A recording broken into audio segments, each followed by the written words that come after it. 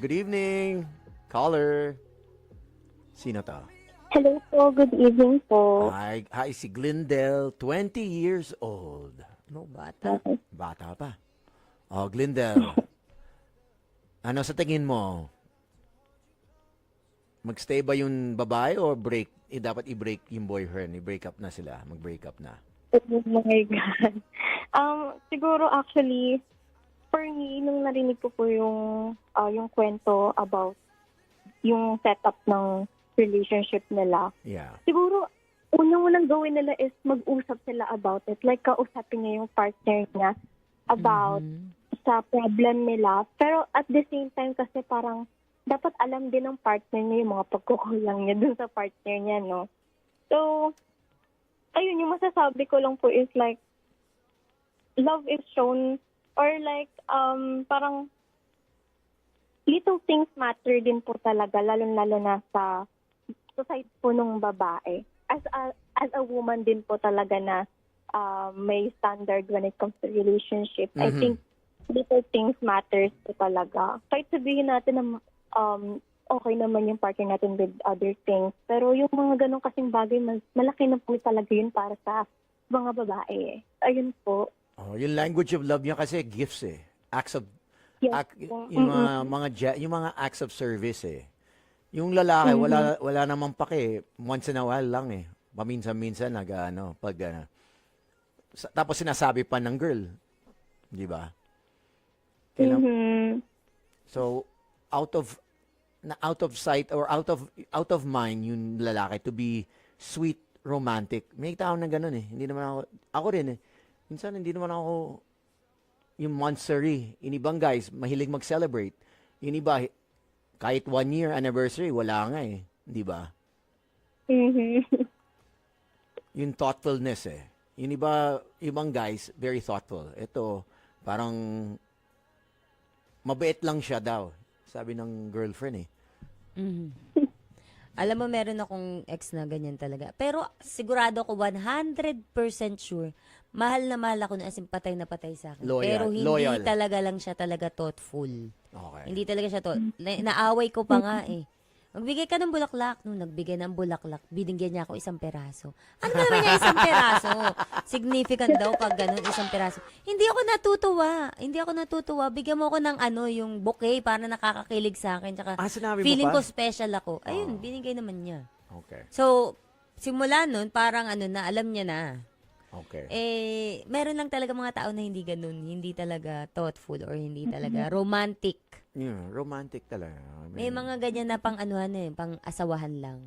Baka hindi pa kasi sila sabay, hindi sila sabay na yung isa kasi gusto pa ng mga patwitams pa eh. Tapos yung isa naman parang gusto niya steady na sila.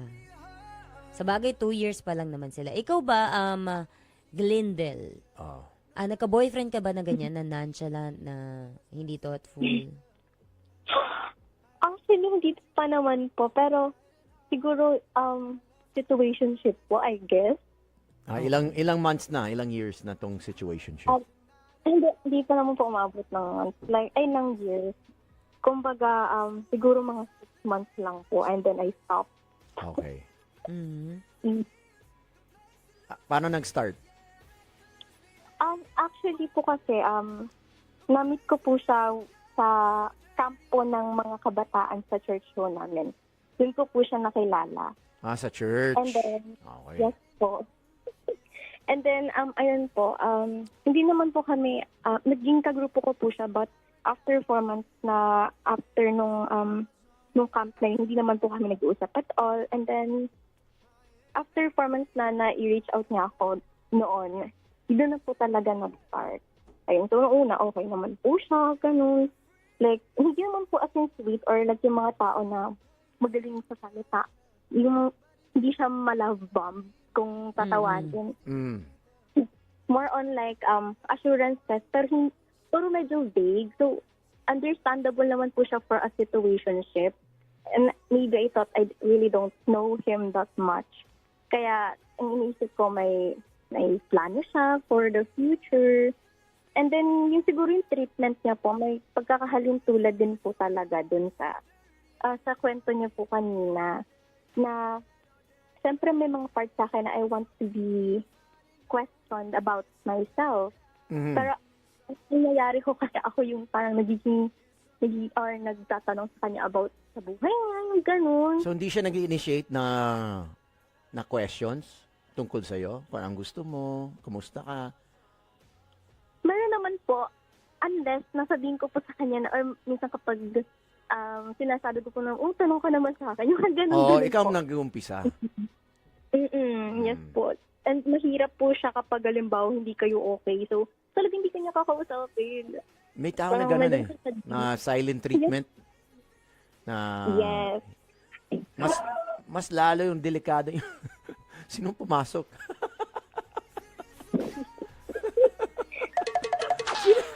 Sino yun?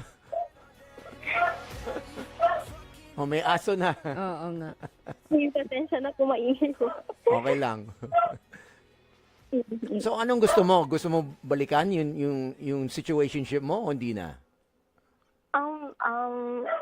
Actually, okay na po ako ngayon. Pero, siguro isa lang pinaka-highlight po that time. Kaya medyo mahirap din sa akin maka-move forward about it. Kasi, yun nga po, marami naman po siyang traits na okay ako and may boyfriend material naman po siya. But then again, may mga talaga na, alam mo, hindi niya kayang mag-maintain ng connection with me. So parang sabi ko, hindi siya magiging sustainable in the future. Hindi siya aligned. So, Hindi siya aligned. Yes po. Mm-hmm. May ganun talaga na ina-outgrow mo yung mga partners mo eh. As much as you love them or how much you want to stay with them, hirap din eh na you outgrow your partner eh. Kapag walang growth. Kaya nga. Hirap. Siguro maganda dyan. Sabay kayo mag-cherry fair para hindi mo na out. Bili ka ng hagdanan. Bili mo na. ng hagdanan. Glendale. Pero okay lang kasi situationship pa lang naman, parang nag-getting to know pa naman kayo nun eh. So hindi po para i-judge siya na ganun siyang tao.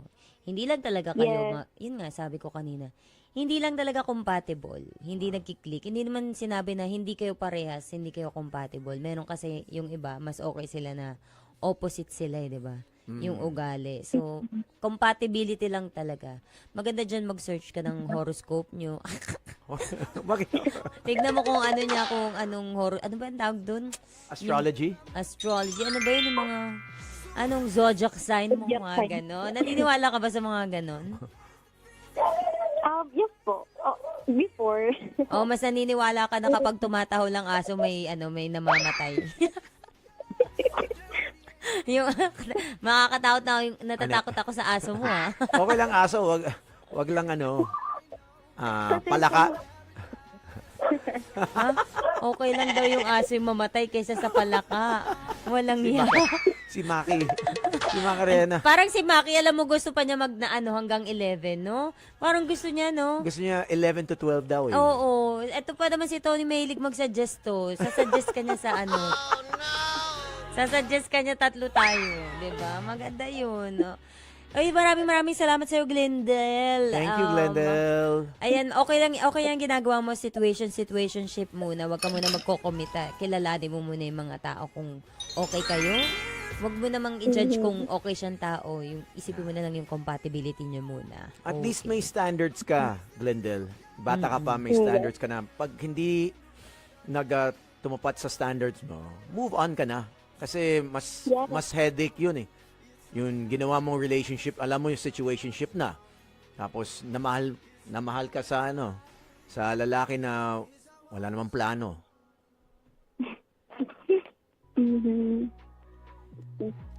So, all the best. Tawag ka na lang pag may boyfriend ka na. Thank you. Maraming salamat, Glendale. Thank you. Good night sa iyo. Alam kong matutulog ka na pagkatapos ito. Huwag ka magpupuyat para mas makakuha ka ng maraming poging lalaki. Mga kapatid, patuloy po kayong tumutok sa 105.9 True FM para sa totoong balita, impormasyon, music and entertainment. At mag-subscribe sa aming YouTube channel at podcast at sundan nyo kami sa Facebook, Instagram, X at TikTok sa True Network PH. bisitahin ang aming website sa truefm.ph. Kami po ang 105.9 True FM. Laging true sa'yo, kapatid.